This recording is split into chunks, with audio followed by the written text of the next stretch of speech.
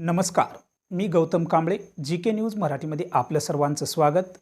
तुम्ही पाहत आहात मराठवाड्याच्या कुशीतलं जी.के. न्यूज मराठी. आता घेऊ विविध क्षेत्रातील राजकीय, सामाजिक, आर्थिक, कृषी आणि क्रीडा व तसेच शैक्षणिक विषयी घडामोडींचा आढावा. चला तर वळूया पुढील बातमीकडे.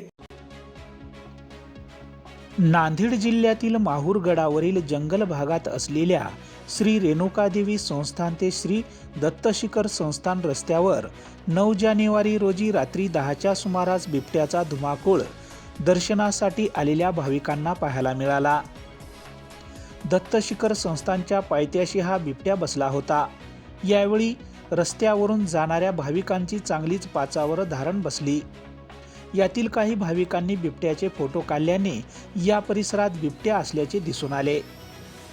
दर्शनासाठी आलेल्या भाविकांनी इतर भाविकांना सतर्क राहण्याचा इशारा दिला आहे.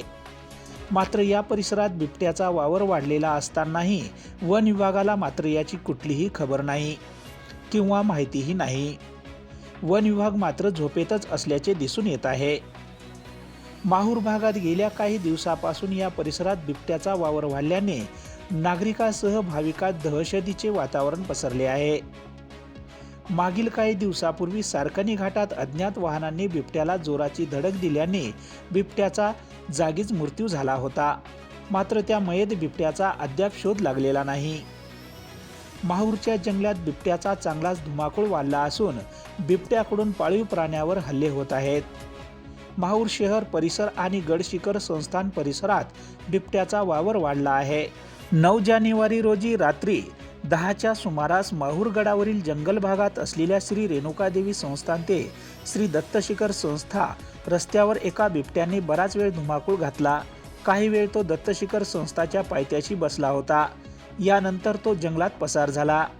Bureau report, GK. News, Mahur, Nanded. समोर घे बसला घे समोर घे ना यार. काय करत नाही घे जाऊ दे. काय करत नाही जेव्हा काय घालली काय करत नाही, काहीच करत नाही. चाललं नाही. तुम्ही पाहत आहात महाराष्ट्राच्या कुशीतलं जी.के. न्यूज मराठी. सात जनतेची, भूमी महाराष्ट्राची.